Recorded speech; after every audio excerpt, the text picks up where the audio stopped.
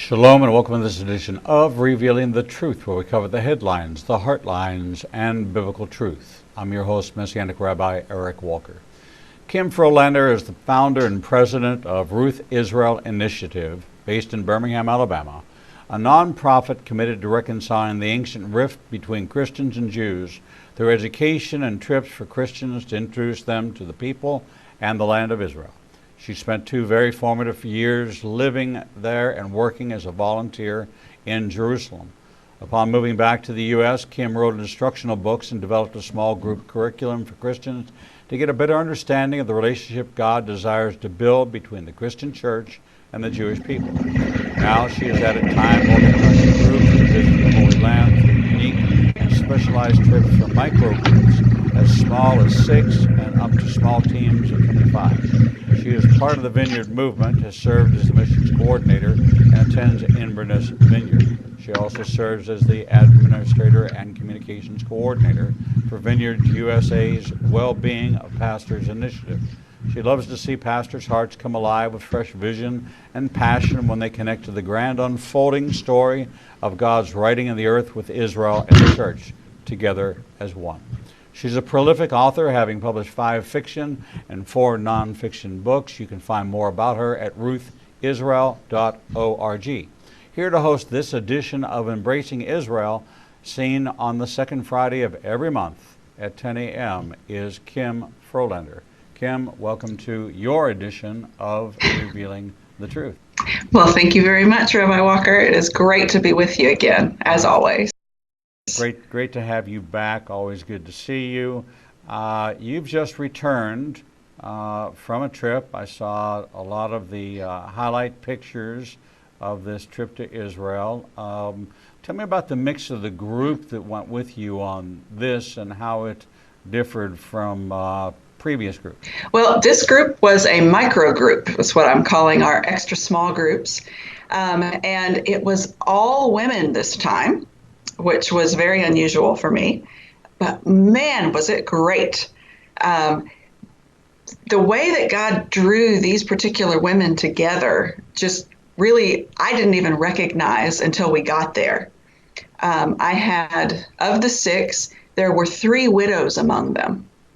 And another one who had lost a son, a 13-year-old son, about a year and a half ago.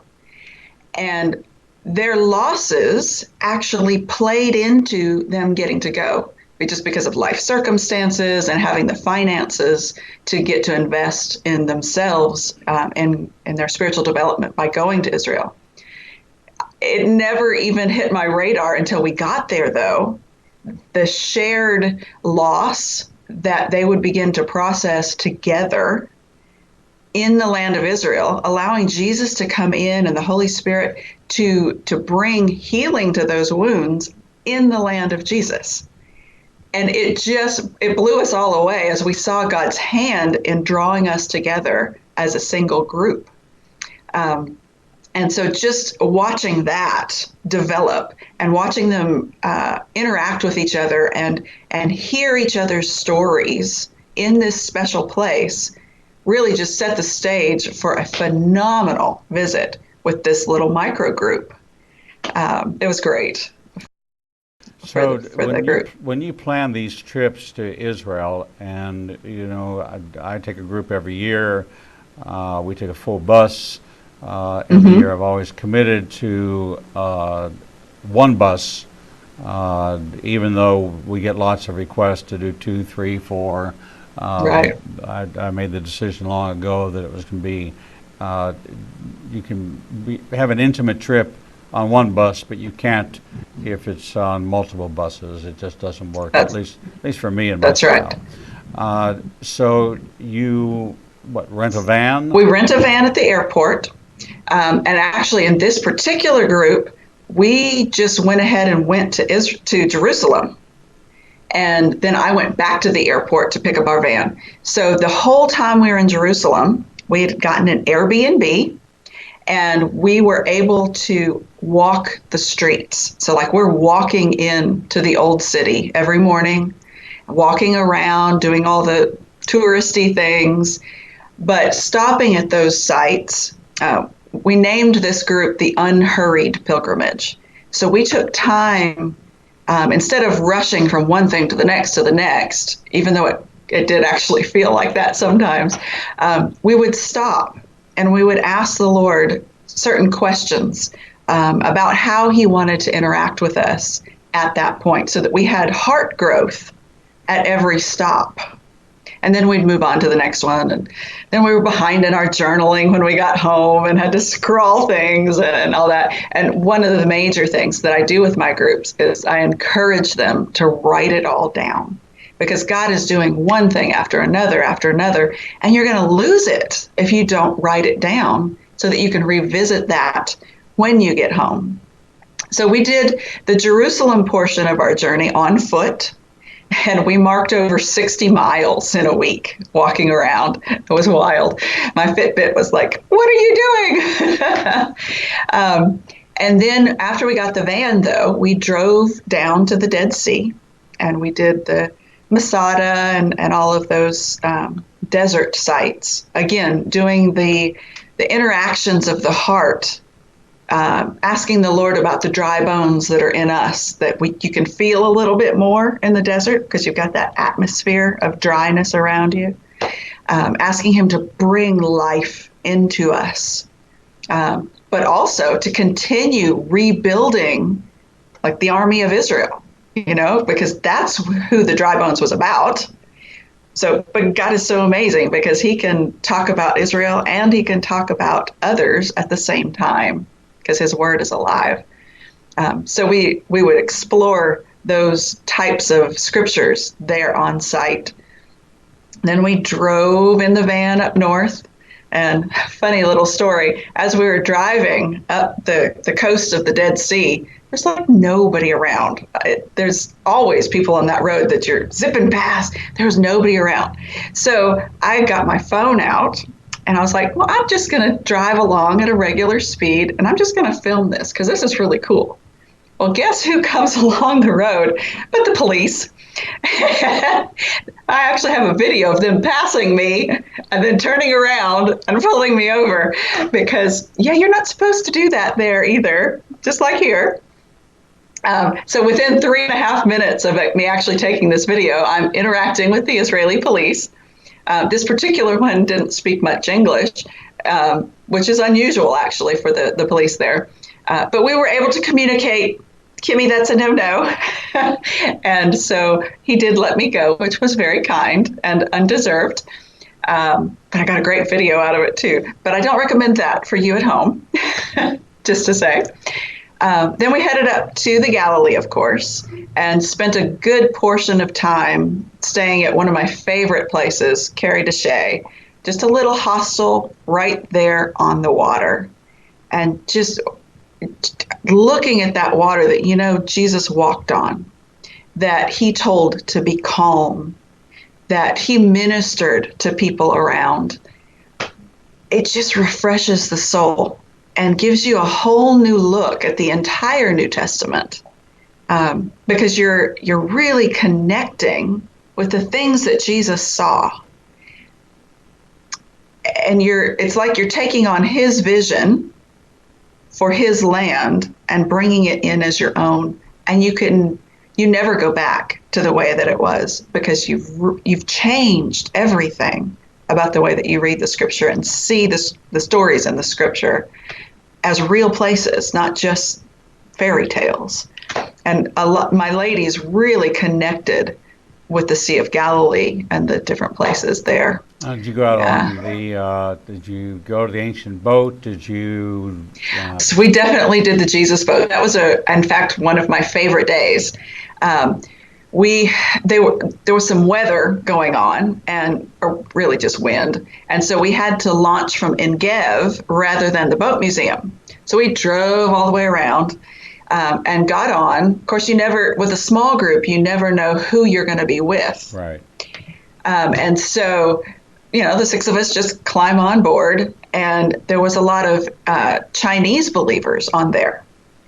Oh my goodness, was that ever impactful to just see them worshiping the Lord in their language, but to the same songs because they play those little ditties.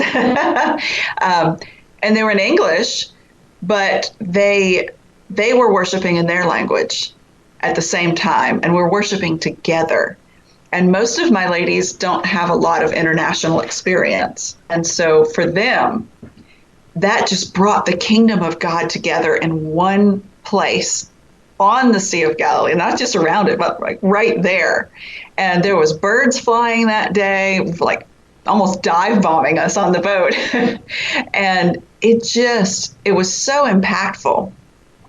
We also met another little micro group, and I made a couple of different connections with some tour guides in the land that we might pick up for, like day service type things. It was so wonderful. From there, we actually went over to do a lot of the Christian sites on the Galilee. And one of my favorite memories is while we were at Capernaum, what we wanted to do there is because Jesus did so many miracles there, we wanted to introduce the ladies to, most of them had a Methodist background. And so they had not seen, even modeled, personal prayer and laying on of hands. Of course, I didn't realize that until we were halfway through the exercise. And we ended up, they were so open with their sharing of what they wanted prayer for. And I was like, all right, well, let's pray, because that's my normal mode.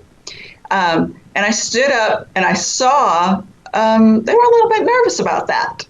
And all of the training that I'd had over the years on introducing people on how to do personal prayer just started spilling out of my mouth without me even thinking about it, which is wonderful. And as soon as I said, well, okay, we start with asking permission. Is it okay to lay my hand on your shoulder here before we pray? And it's like that just broke all the fear of doing this thing that they'd never even seen modeled before. And they pop up and they're praying for the First Lady. And then we move on to the next one, and they're actually engaging and praying. And so they're trying this new thing, new to them, that was in the Bible. And they're doing it now at the place where Jesus was doing the healing. They're receiving healing, and they're not even doing it in a safe church environment. They're doing it out there in front of thousands of tourists streaming by. I was never so proud of some ladies in my life. It was so beautiful to see them just really interacting and able to push the crowd aside to connect with Jesus and feel that the healing in their hearts, healing in their bodies. It was wonderful. And then we actually saw some healing manifest at the next site, which we can talk about in a minute. It looks like we're trying to break. It always fascinates me. Capernaum, Magdala are always promoted as Christian sites. They're actually Jewish synagogues, and so they really are yes. Jewish sites. But it's hard for people to understand when contextually the New Testament is not presented, and Christianity is not presented as first century Judaism. And yes, so, I just fell into that myself, didn't I? So there are church traditional sites that don't have synagogues attached to them, and that's really a lot of the land of Israel is dedicated to that. Most people don't know that one of David Ben-Gurion's decisions as prime minister was when he spoke with his advisors, and they asked, what about the land where the churches are on? Are you going to take that land back from them? And he said no. He said, the reason that we are not going to tear down the mosques and tear down the churches is because of what's been done to us in all the countries around the world where our synagogues were destroyed and our holy places were desecrated. And so we can't repay evil for evil.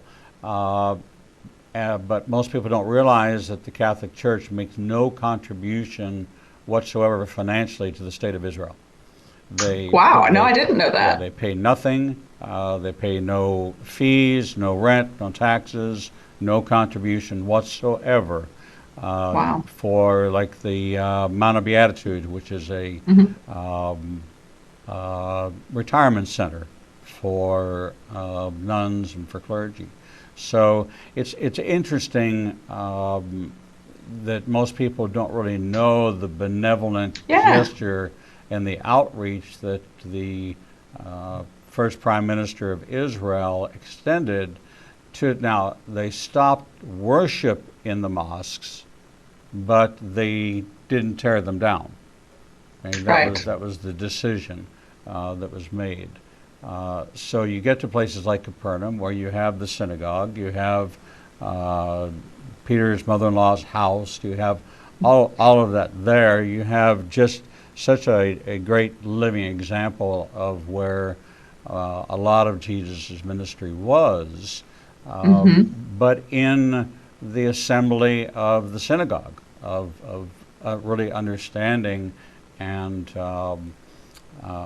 appreciating how you really, those are some of the sites where you are absolutely 100% positive you are walking where Jesus walked. You don't have that in as many places as I would like to see. You know, about 80% are traditional sites, 20% are confirmed to be. Now, when you're in Israel, do you connect with other ministries? Do you connect with other leaders in the land and meet with them?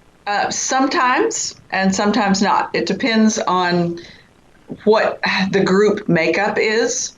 For instance, I'm taking a group in March that their bent is not as much interaction. I haven't even done our first team meeting yet, so I kind of hope they're not watching. But they didn't really want to do an active service. And so I'll honor what they're wanting to do. My preference, though, is yes, because we want to interact with the people. We want to interact with the ministries that are going on in Israel. We want to learn from them. We want to bless them any way we can. We want to take their mission home with us and talk about it in different places, see if we can do, stuff raising or fundraising or just good PR, just depending on, what they need.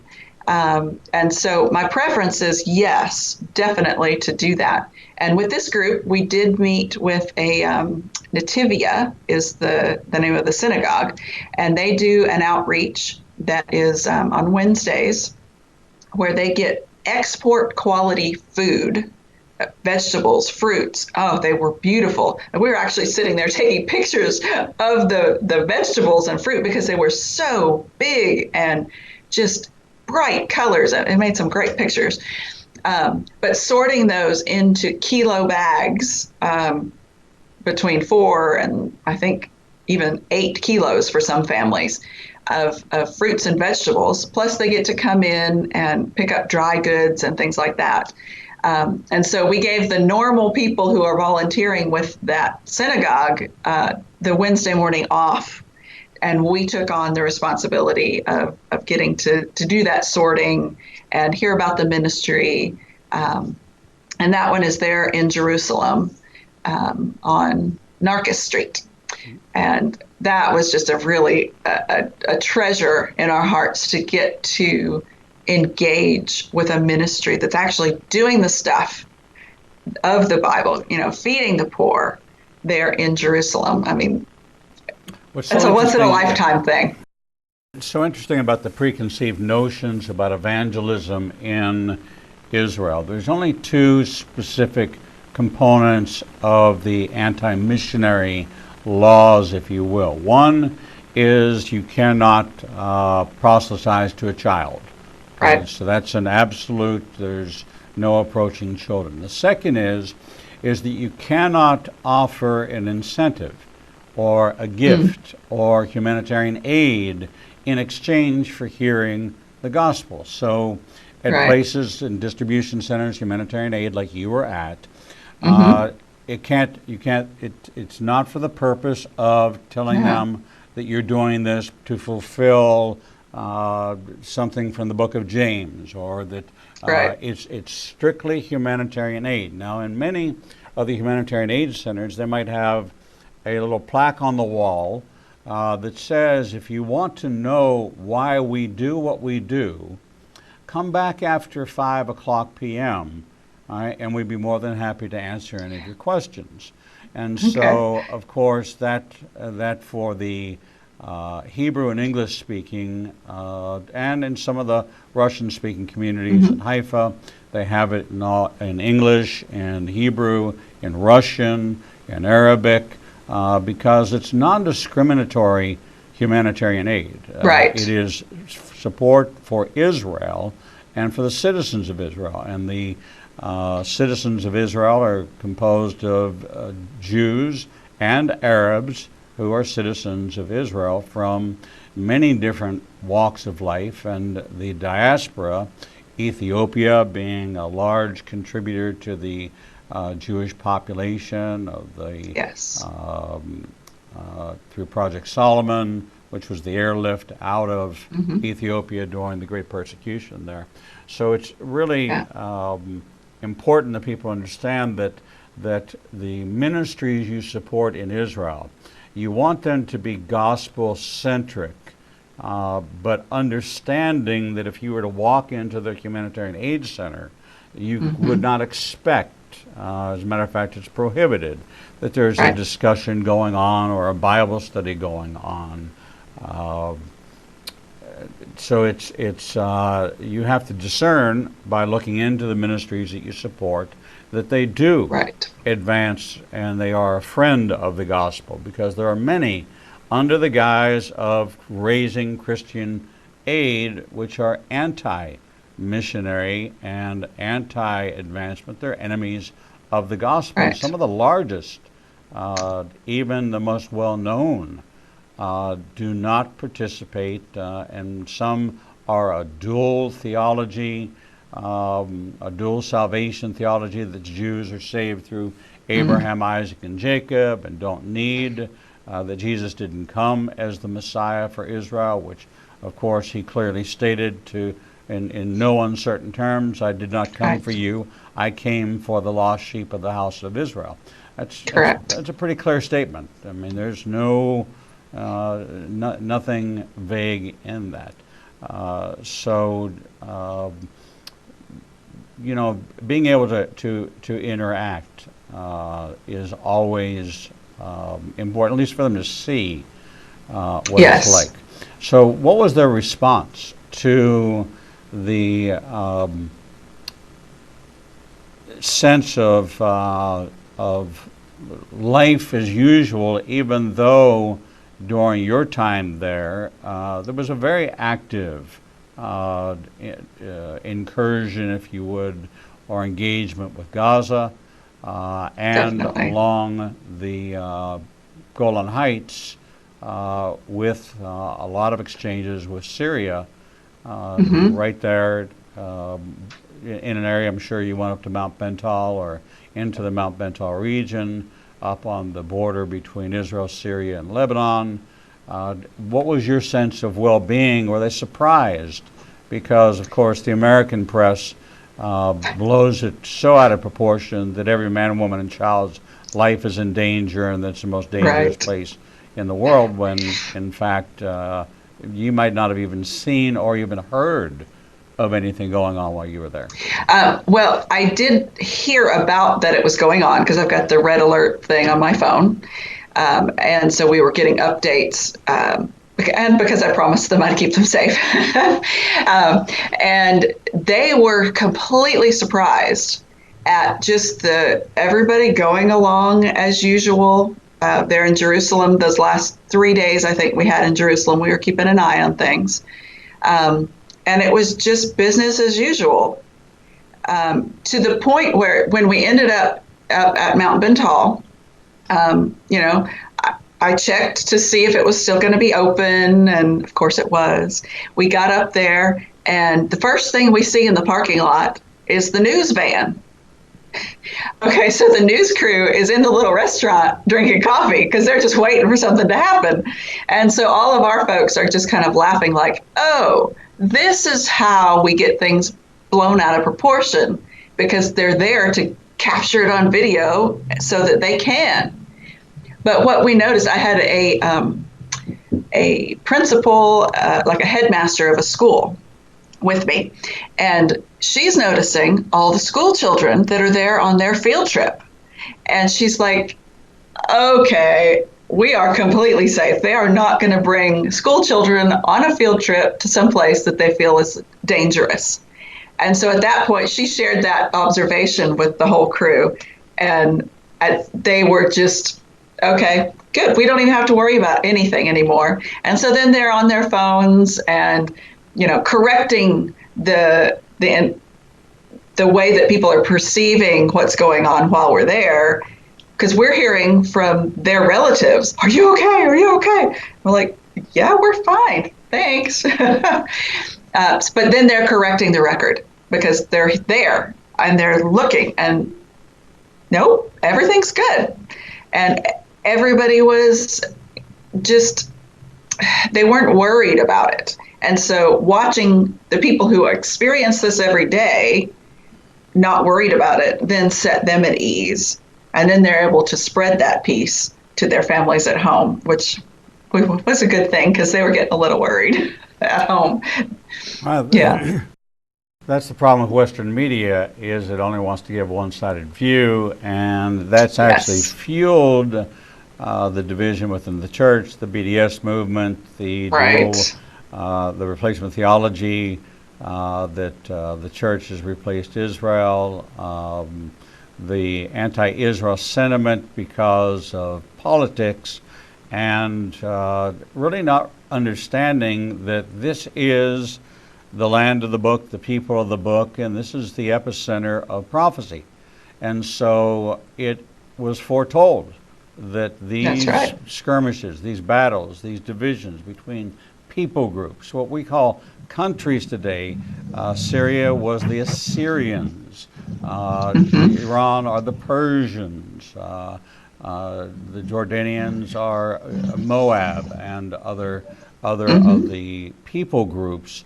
And unless you really help navigate people through an understanding of what they're looking at and who these people are, and look at the history and the context, that this is prophecy unfolding. It's not a matter of safe or unsafe. It's you're in the epicenter of the second coming of the Messiah and all the events leading up to that. That's part of the message, Masada. I did have a question for you. Did you go into the synagogue and then behind the wall to see the sofer? The person writing? Yeah, the scribe. Oh, yeah. And they were completely surprised because I didn't warn them that we were going to come upon a person. And it felt like we, just wandering in a little space. And then, whoo, there's somebody in there. And so, yes, they stopped, and I think one or two of them did some sort of interaction with him. I was trying to get out because it was kind of crowded in there. He'll ask them in English, what is your name? Okay. And he'll then write, he has on his business card, on the back of his business card, he'll inscribe their name for them in Hebrew, and then he slides it through the slot. So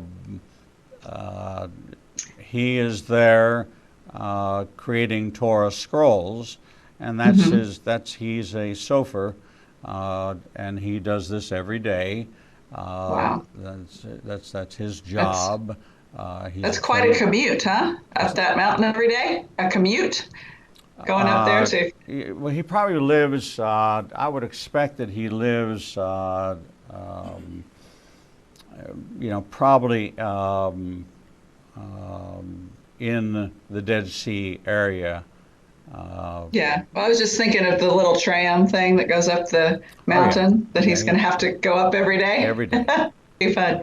But speaking of inscribing names, one of the fun encounters that we had is from my time of living there. I had have a friend who we met through some journalism things, and so we just were a small group. So we popped over to their apartment to hear basically how they ended up living in the land. So her husband, she's a New York, just Gentile actually, but she was a volunteer in the land and then stayed on doing some journalism. He is an Armenian, and they got married and they have 3 children now. And so we're, sitting there in their apartment so that my team can hear some of the stories of how people ended up in the land. And we hear several different friends of mine's stories throughout our journey. But their second son, I think he's in first grade, but he's at a school that's integrated and teaches both in Hebrew and in Arabic, and I think some in English, but mostly those other 2 languages. And so what he offered to do for us, this cute little kid just wandering around with these 6 strangers in the house, he wanted to write our names for us. And so he wrote it in English, and then he wrote it in Hebrew, and then he wrote it in Arabic, just on like some construction paper with crayon. That became such a treasure. Watching him try to figure out how to spell our names in all these different languages at 6 years old, and taking it to mom and dad. Is this correct? Does this look right? And so we told him, and we all have taken those little construction papers, and they're on our refrigerators now at home. And our names in the 3 languages that are spoken in Israel. And so that was a fun little encounter that, you can't plan some of these kinds of things, but the Lord does that for you. And all the trips are like that. I think you probably find the same. The Lord just sets you up for what that particular group needs to learn the fullness of what God has for them in that moment. Well, it's always exciting to hear about trips to Israel and observations, new understanding, seeing the Bible come to life, but also finding out the realities of life in the land and Right. what Israel's really like. And there's a perception. And what was just passed here by executive order, establishing the Jews as a nation and not as a religion, is extremely important here in America today because of discrimination laws. And so we were not, it wasn't considered to be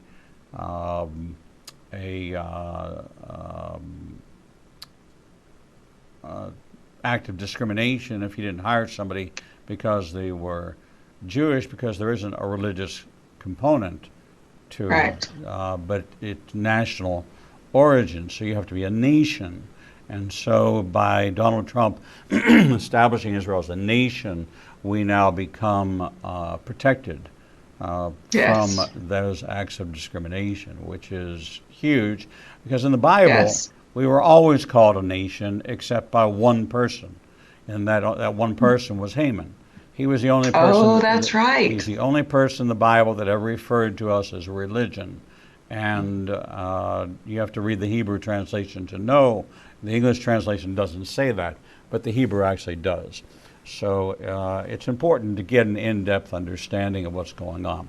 We're talking with Kim Frolander, who is the host of Embracing Israel, this segment of Revealing the Truth, and appears here on the second Friday of every month in the 10 o'clock hour, as she talks about her initiative, ruthisrael.org, which is I would call it more of a familiarization and intimate walk through the land of Israel. She's a prolific author with 5 fiction and 4 nonfiction books.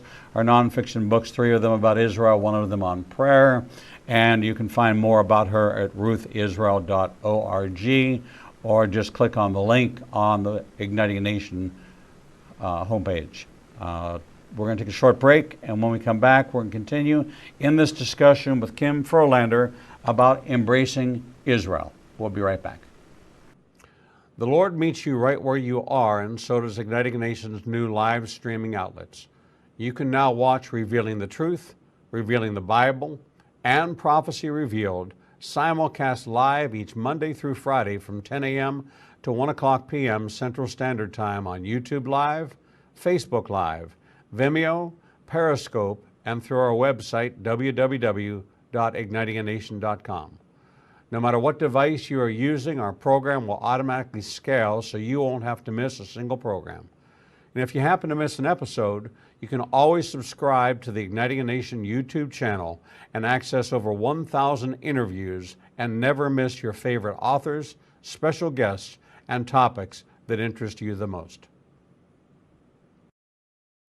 There are lots of ways to see Israel, but nothing compares to seeing the land of the book and the people of the book through the eyes of two Jewish believers who can take you on a journey that will bring the entire Bible to life. When you join Rabbi Eric Walker and his #1 rated tour guide, Edo Canaan in Israel, you'll experience incredible teachings, first-class accommodations, and actually walk where Jesus walked. You will experience the Bible transforming from black and white into living color, and you will never see the Bible in the same way again. For more information, visit us at www.ignitinganation.com/events.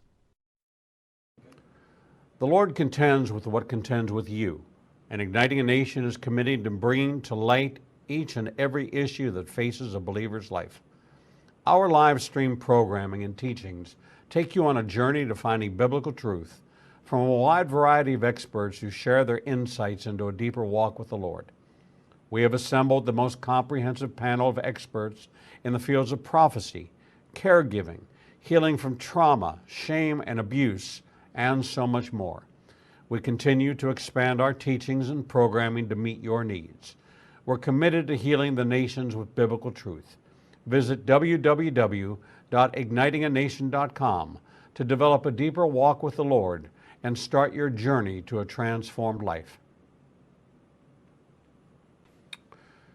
The Bible commands us to study to show ourselves approved, but most study using Bible study tools and not actually studying the Bible chapter and verse. Igniting a Nation is pleased to present Revealing the Bible, recorded and taught each week before a live audience. We take you deeper into the actual Bible and verse in both Hebrew and English and connect the dots between the Old and New Testament. You can attend our 2 classes in Tuscaloosa and Birmingham, or watch the program every Wednesday at 11 a.m. Central Time on ignitinganation.com and all our other simulcast outlets. For more information, visit www.ignitinganation.com/events. Shalom and welcome back to this edition of Revealing the Truth, where we cover the headlines, the heart lines, and biblical truth. I'm your host, Messianic Rabbi Eric Walker, and we're talking with Kim Frolander, who hosts this edition of Embracing Israel, seen on the second Friday of every month at 10 a.m. Kim, welcome back to your segment of our program. Thank you very much. Kim, there is a physical aspect, there's a spiritual aspect, there's a historical aspect. When you take your groups, and this last group in particular being a reflection of the most current one, at the end of the trip, as you gather together to kind of review, what would you say were the highlights of the trip and the on the barometer, if you will, of attitude and experience and understanding what the church has never exposed them to, either in the Bible or in any of their Bible studies? What were they most surprised about? What were they most moved by, in your opinion? Well, we're actually going to have a team debrief on the 18th because I'm in Houston this week. Normally, we would actually do it this week because I give them 2 weeks to just figure out what those stories that are most meaningful to them are. And you can really only do that by talking to people and seeing what the Lord is bringing up over and over and over again. So I'm not sure I can fully answer that. I can kind of speak to what I saw. That's what we And want. okay, so mostly what I saw was them seeing, first of all, the Bible in a whole new light, because you have this idea in your head that you, like, as you're reading the stories, you just have to fill in the blanks. You have to figure out what, and you have no grid for it because, you're living here in America. It doesn't look the same. You don't know what the idioms mean. There's a major lack of knowledge. And so to take them into the places where these things are happening, it's like taking them from a green screen where they just kind of filled in with their imagination to the actual what it really looks like. And they're able to then put the story into context and understand it in a whole new light. And so watching their eyes light up as they got it, especially the teacher I was talking about earlier, she had been teaching world religion for a long time. And she's standing on the Ramparts Walk and seeing, we went on the Jewish side rather than the Arab side. And so she's standing there and she can see the Mount of Olives with all the graves and all of the little things that stand out from that distance. And you're looking and you can see the Dome of the Rock. You can see the Western Wall. You can see and hear, there was a little school there of Jewish students who were outside playing soccer or something. And so she's got all of this stuff coming together and she's in tears. She's like, I've taught this for years and now I get it. Like, I understand this, and it's going to influence her teaching from here on out. And so she is going to then pass on as much as you can. And, it's her pictures rather than the picture in the book, but she will be able to speak to what it feels like, how close together all of these different religions are, how compact. I mean, the Bible talks about this place being so compacted together. Well, you get a whole new perspective when you're walking from place to place, and that makes sense now that they can understand. And even up in the Galilee, it was the same. It was like taking the green screen away and putting you actually in that spot. And watching them then take their heart and connect with the Holy Spirit and ask for change to come into their heart, for better understanding, for healing of misunderstanding, and bringing righteousness and right standing into their hearts from here on out. And that is what I observed them learning. It was so beautiful. And that was a major change for me, actually, this time.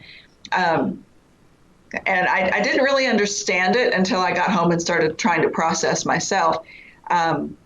This year I was baptized again in the Jordan, and I just felt like I was supposed to do it. And one of the things that we do is we decide, well, I tell them it's a little bit different than the Christian understanding of dunk once and you're done. Like, it's in the Jewish understanding, it's part of a ritual, and there's change that comes with that. And so I kind of explained it as, you're starting a new chapter in life. The old chapter is done, and we're moving to a new chapter. Let me pause there for a minute. Okay. To help our audience understand is that yes, since please. there was no New Testament at the time of Jesus, when Rabbi Nicodemus came to Jesus and asked him a question, how can I inherit the kingdom of heaven? And he said, you have to be born again. Now, most people will think that born again is a Christian term because it appears in the New Testament. Well, there was no New Testament at the time of the utterance of these words, born again. And in Jewish tradition, we have the mikveh the act of tevilah, which is full water immersion, which is what goes into the water, remains in the water, and washes away, and a new creation, as if you were breaking through your mother's water again. That is that born again, as if it's a new birth. Jesus experienced that himself when he came up out of the water with John having immersed him. So it has been, so many of the Jewish concepts have been hijacked because of where they appear in the Bible. They've been Christianized, and the Bible is only the representation of Jewish thought by Jewish thought leaders. So this is one of those areas where when you explain it to them, and it has to be a moving body of water, and the Jordan River flows into the Dead Sea, that what goes into the water does not remain, it's washed away, which is always very confusing for me for the modern church today. 25 people go into the same bathtub, and I'm thinking, I'll be first. Exactly. but I will not be second, and especially not 25th. Yes. Yes. So, Jordan, and I felt like the Lord said that he wanted me to be baptized again. And one of the things that we do is we have anybody who wants to be baptized ask the Lord who is to baptize them. And so I asked the Lord that question, and he said that he wanted the teacher that was among us, who happened to have been my teacher in high school, and he wanted her to baptize me. And I was like, oh, okay, I'm obedient, and I'm just going to go with it. And so we did that. But after I came home, I was asking about it. I'm like, what were you doing, Lord? What were you imparting to me? What were we leaving behind and moving forward in? And it came just like a download in that it was like a step forward in ministry for me. It was a mindset change. Up until this point, I had basically gone to Israel and taken people with me just to have an excuse to go again. And I see a little smirk there. That's definitely why I was going. But from that point on, I had started to change. I just hadn't realized it. But my job now is to create an atmosphere and a learning environment, an environment for people to connect with all three persons of the Godhead in different ways, and even explain when necessary the different personalities and let them get to know the three persons, but create that environment of learning for the individuals. And so it was just a mindset change. I'll be doing the same things, but moving toward that teaching and creating an environment of teaching role out of, this is my journey and you're coming along. But it was just really fun to watch myself change in that mindset to come along to, this is actually your journey. And it's my privilege to come behind you or in front of you and set you up to succeed in what the Lord has for you. And I don't know, I just enjoy watching myself learn. I enjoy other people watching them learn, but it's kind of funny to just kind of be outside yourself and go, oh, she's getting it. I'm getting it. Lord, thank you for your ways of dealing with me. So gently, because, I'm 12 years into this journey now, with just even the Israel thing is 12 years. And it was just exciting for him to take me through the experience and then tell me what he was doing. But that teacher who baptized me has always been in my head kind of a symbol of teaching, and to have her along on that journey with me, and then in the Jordan there with me, baptizing me. God just likes to set us up And he did a royal job that day. It was lots of fun. That's it's an experience that I think that if you have the opportunity to do so. Now, we stopped going to Yard and Eat quite a few Right. years ago. We now go to the newly discovered, newly cleared, because the minefield's now gone. You had That's to a pass good through thing. 2 miles east of Jericho, where Hmm. John was baptizing, and where John would have baptized Jesus is now where we do all of that. And it's an incredible experience, even if you've done it at your church. There's a lot of doctrine out there that says that you should only do it one time. Um, I have baptized over 800 in the Wow. Jordan River, and that's just in my groups. But oftentimes, other groups will be there and not have a leader. They'll have a Right. guide, but not a spiritual leader, and so they'll ask if I will remain. And we've had groups from Brazil, from Ethiopia, from all over the world, South Korea, um, a Japanese group, a French group, and it's Mm. really that's the one gathering place that's really where a lot of groups come together. And so, of course, uh, um, you can never predict who you'll run into.